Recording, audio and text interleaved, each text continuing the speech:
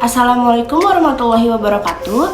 Hai semuanya, perkenalkan nama saya Elma Nur Fuadina Sukarman dengan NIM 2105864 dari kelas keperawatan 3A.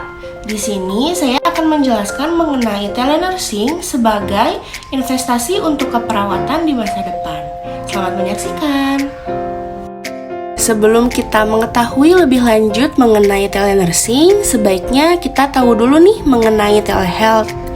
Nah, telehealth ini menurut WHO pada tahun 2009 merupakan pemberian layanan perawatan kesehatan dengan menggunakan teknologi informasi dan komunikasi yang dimana pasien juga penyedia layanan dipisahkan oleh jarak. Setelah kita mengetahui apa itu telehealth, di sini kita sudah mulai membahas mengenai telenursing. Telenursing is defined as the practice of nursing over distance using telecommunication technology by National Council of State Boards of Nursing pada tahun 2011 yang dapat diartikan sebagai pemakaian telekomunikasi untuk memberikan informasi dan pelayanan keperawatan jarak jauh. Adapun pengertian telenursing menurut Asiri pada tahun 2016 adalah penggunaan teknologi untuk memberikan asuhan keperawatan dan praktek keperawatan jarak jauh kepada pasien yang bertujuan untuk memperbaiki perawatan kesehatan.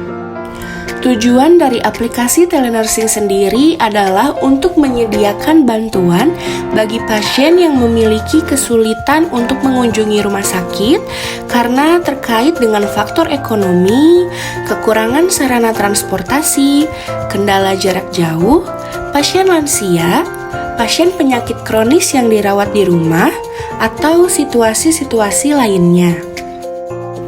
Adapun cakupan aplikasi potensial dari telenursing ini sendiri.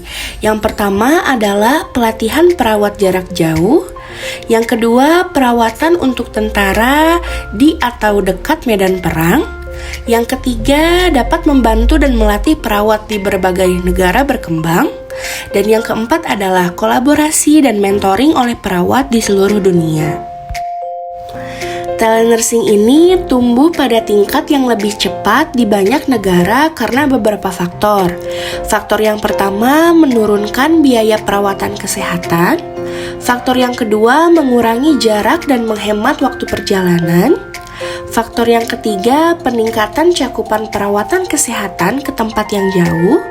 Faktor keempat, menjauhkan pasien dari rumah sakit. Faktor kelima, mengatasi peningkatan kekurangan perawat. Juga faktor terakhir yakni kualitas perawatan meningkat. Adapun hal-hal yang harus dipertimbangkan dalam pengoperasian telenursing ini. Yang pertama yakni masalah hukum seperti akuntabilitas, malpraktik, dan lain-lainnya masih belum terpecahkan dan juga sulit untuk ditangani. Yang kedua, hukuman perdata dan pidana dapat dijatuhkan terhadap penyedia layanan kesehatan jika mereka tidak mematuhi hukum negara. Dan yang ketiga adalah memastikan garis panduan protokol standar praktik yang aman dan juga etis dengan privasi dan kerahasiaan informasi pasien.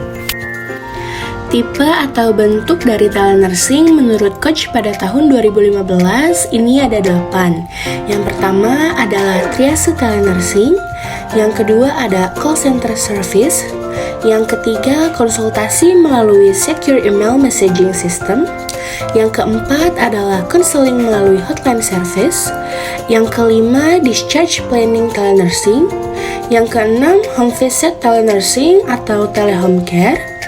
Yang ketujuh adalah audio or video conversing antara pasien dengan petugas kesehatan atau dengan sesama petugas kesehatan lainnya.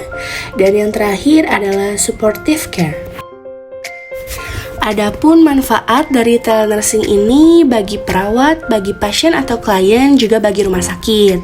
Nah, manfaat telenursing sendiri bagi perawat yakni jam kerja yang fleksibel, kepuasan dan kenyamanan kerja, efektivitas biaya seperti menurunkan biaya transport dan meningkatkan penghasilan, juga efisien seperti peluang untuk pengembangan keterampilan perawat meningkat.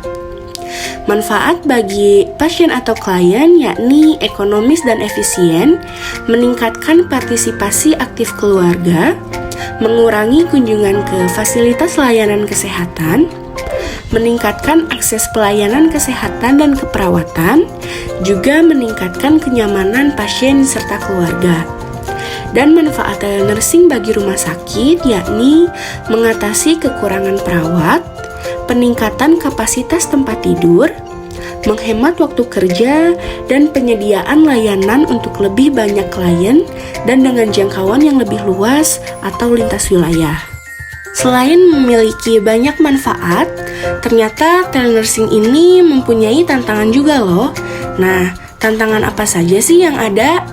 Yang pertama yakni kesulitan dalam penggunaan teknologi karena kurangnya petunjuk, pendidikan, bantuan, serta dukungan bagi perawat maupun pasien. Lalu yang selanjutnya, risiko terhadap keamanan dan kerahasiaan dokumen klien. Lalu kurangnya dukungan emosional dan sentuhan terapeutik yang dirasakan oleh pasien dibandingkan dengan adanya kontak atau interaksi langsung pasien dengan perawat. Selanjutnya, berkurangnya kualitas pelayanan kesehatan, adanya kegagalan teknologi, serta adanya ancaman terhadap keselamatan pasien dan malpraktik.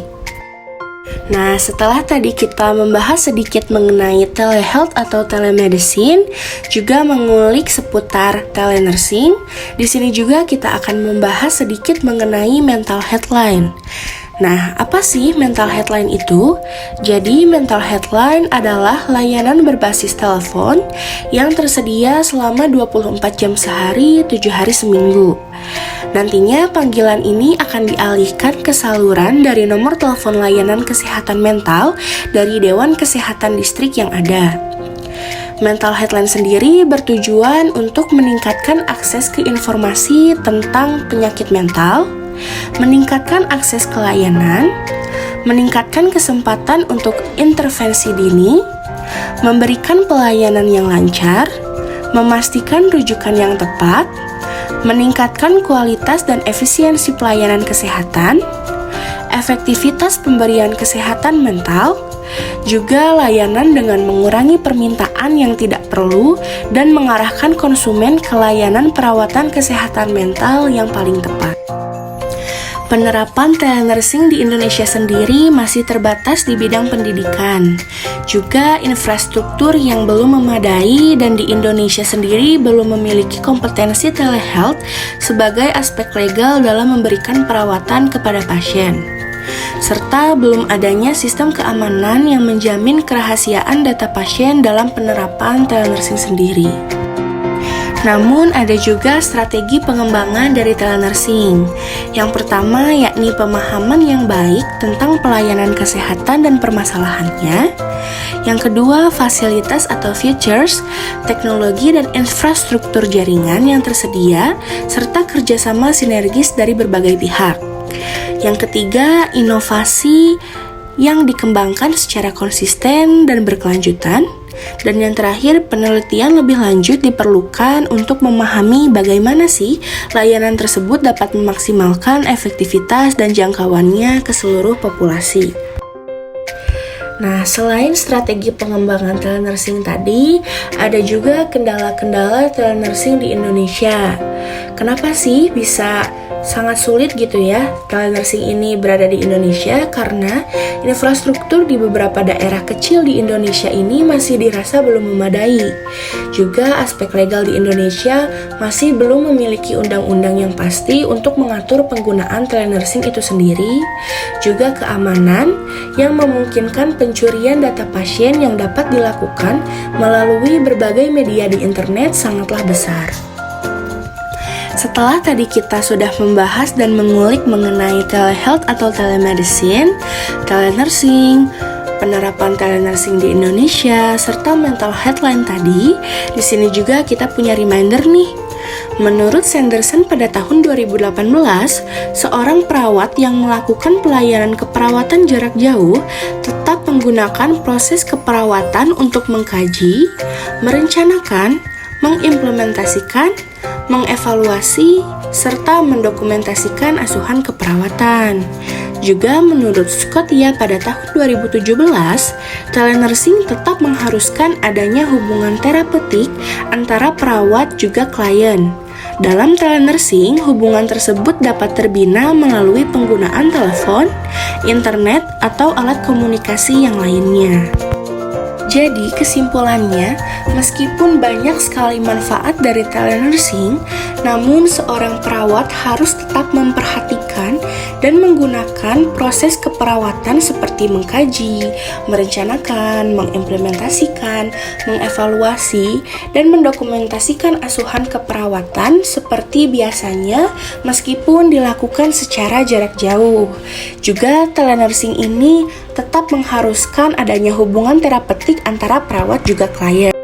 Dan meskipun penerapan telenursing di Indonesia masih belum dapat diaplikasikan karena infrastruktur yang belum memadai dan di Indonesia belum memiliki kompetensi telehealth yang baik, namun kita doakan saja ke depannya semoga telenursing ini dapat segera berkembang di Indonesia.